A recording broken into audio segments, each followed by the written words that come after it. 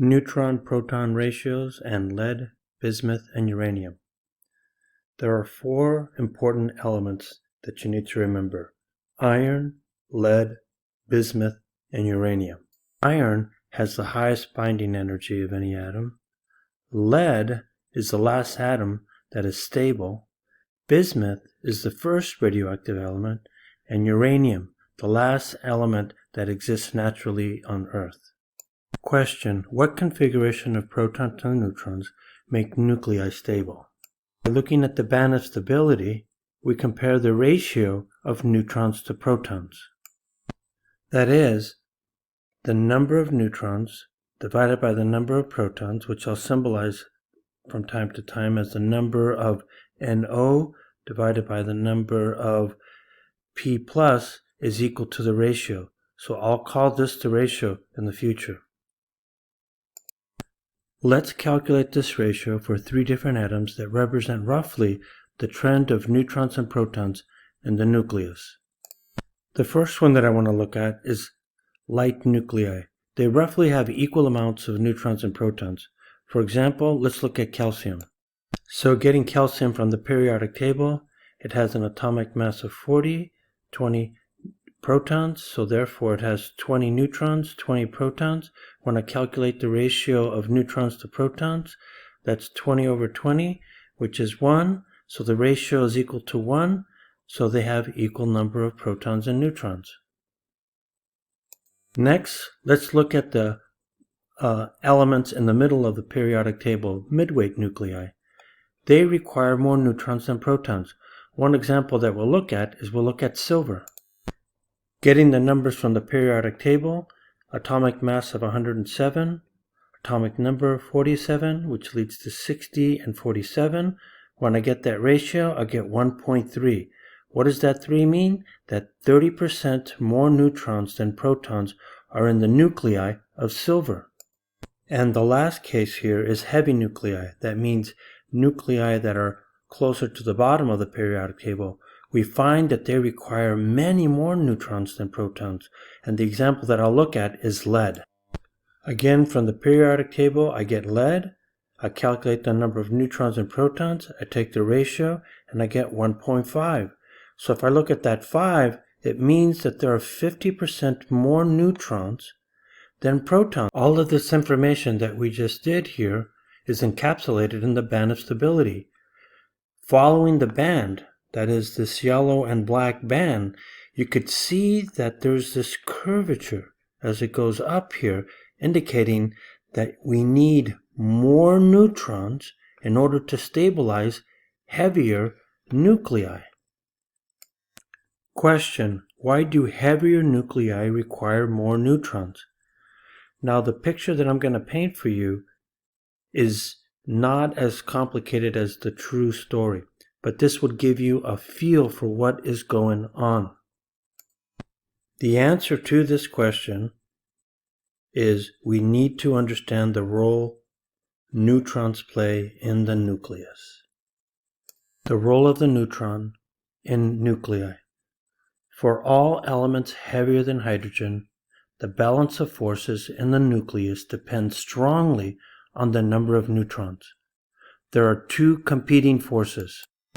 The two competing forces are the attractive, strong nuclear force and the repulsive electrical force. The neutrons act as a glue. It's called the neutron glue. This helps the nucleus to stay together, and this comes from the attractive, strong nuclear force. Now let's look at three types of nuclei: light, mid-heavy, and heavy. Let's start with light nuclei. If starting with helium, I know that helium has 2 neutrons and 2 protons. So that gives me a ratio of 1. So if I start to look at this in terms of the forces, here's what I find. With these 2 protons, the repulsive electrical force is trying to push the nucleus apart. But because it's stable, there must be another force, the attractive strong nuclear force, that's keeping it together. We conclude then that the strong nuclear force has to be stronger than the electric force. But there's another way to view this, and that's using the energy picture where we talked about binding energy versus the repulsive electrical energy. So when I look at the binding energy for helium, it's much, much larger due to the attractive strong force. So that means its well is deep. On the other hand, because there's only 2 protons, it has a very small repulsive electrical energy. So therefore its bar is smaller. Midweight nuclei. Let's jump to the middle of the periodic table and look at a copper nuclei. And I'm going to start with the force picture. So if I look at copper from the periodic table, I have 35 neutrons, 29 protons. If I take the ratio, I get 1.21. That means that there are 21% more neutrons than protons in the nuclei.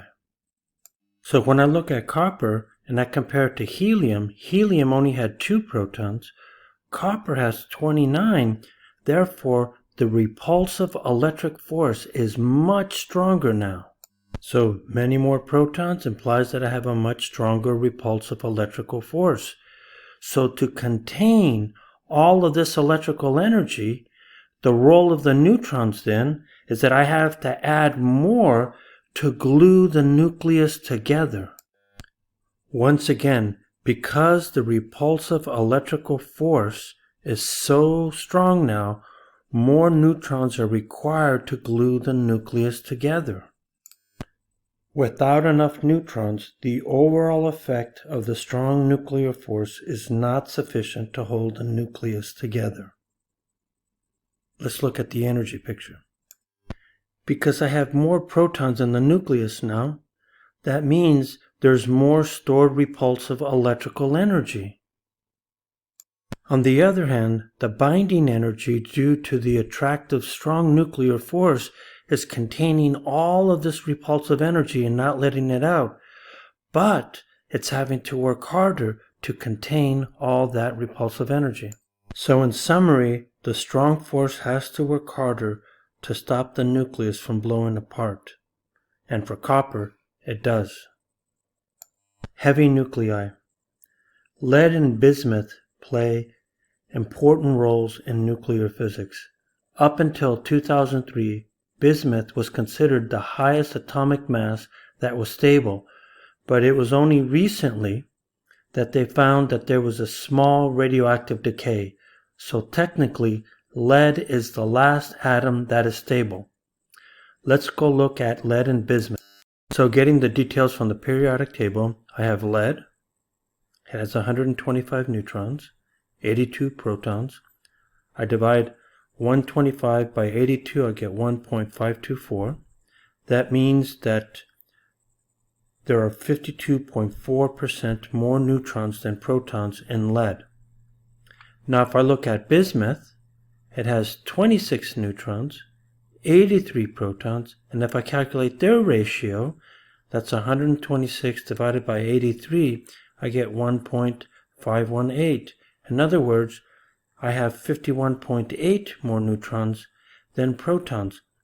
You could see here that lead has more neutrons than bismuth does.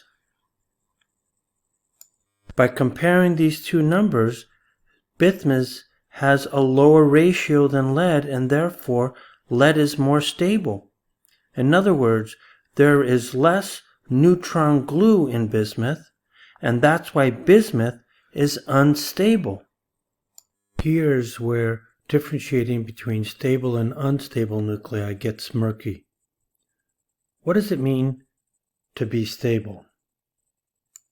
The lifetime of lead's most stable isotopes, 206 lead, 207 lead, 208 lead, are too long to be measured. Because of this, lead is said to be a stable element. What does it mean to be unstable? Well, if I can't measure its lifetime, it's stable. But if I could measure its lifetime, it's unstable. That's the difference between lead and bismuth. So one can measure the lifetime of bismuth, and it's super long. 10 to the 19 years is 100,000 times longer than the age of the universe. However, we can measure it. Therefore, bismuth is unstable. Due to this long lifetime, this metal is a byproduct of mining, and you could find it in Bolivia. For elements 83 to 92, the attractive binding energy is comparable to the repulsive electrical energy. And it turns out that these atoms, not all of them, are possible. All of these atoms are found in nature except elements 85 and 87.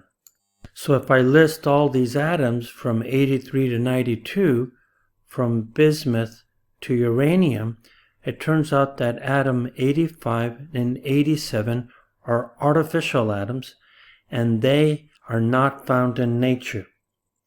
So for these atoms, what is the force picture and what is the energy picture?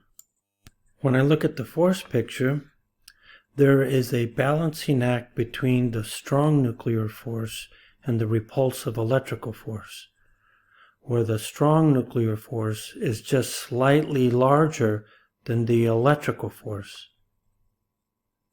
In the energy picture, the binding energy and the electrical energy are really, really close in size.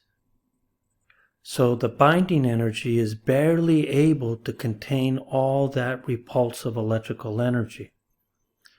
Now, it's beyond the course of Physics 10 here, but due to quantum mechanics, electrical energy at times can be higher than the binding energy, and because of this, it makes the nucleus unstable. The last of these heavy nuclei is uranium, and it is the last natural occurring element on Earth. And this is why. There is a literal balance between the binding energy and the electrical energy. If I imagine a teeter-totter system, where it's balanced here at the fulcrum, the binding energy on the left is barely balancing out the electrical energy. In a bar diagram, it looks like this. These two systems are balancing out each other. Now looking at the details of uranium, with its 146 neutrons, 92 protons, that ratio is 1.59, meaning 59% more neutrons than protons in the nucleus. What this means is that any small perturbation of a uranium nuclei will cause this nuclei to break apart. The way it's typically done is that you send in a very slow neutron, which causes the nucleus to break apart. When it breaks apart, an enormous amount of energy is released. Picture-wise, I have an unstable nuclei, and when it breaks apart, all these positively charged pieces of this nuclei then repel each other very, very strong, and you release all of this pent-up electrical energy. In summary, when a nuclear bomb explodes, one splits the nucleus.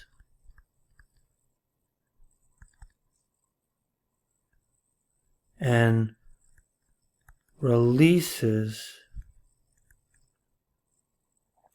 all of the pent-up repulsive electrical energy.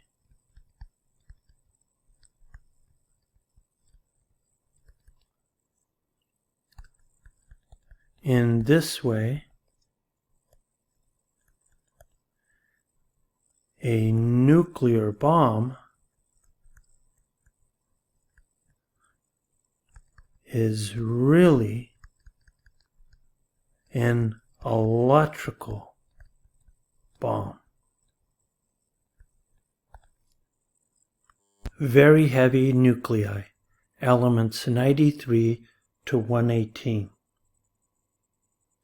Elements greater than 92 are not observed in nature or here on Earth. These elements must be created by human manipulation by using particle accelerators. When we look at the reason why these are not found in nature, we have to compare the binding energy to the electrical energy. The electrical energy now is greater than the binding energy, and this means that any metastable nuclei must decay. When the electrical energy is greater than the binding energy, these nuclei can only be formed in metastates, temporary states, and then they decay.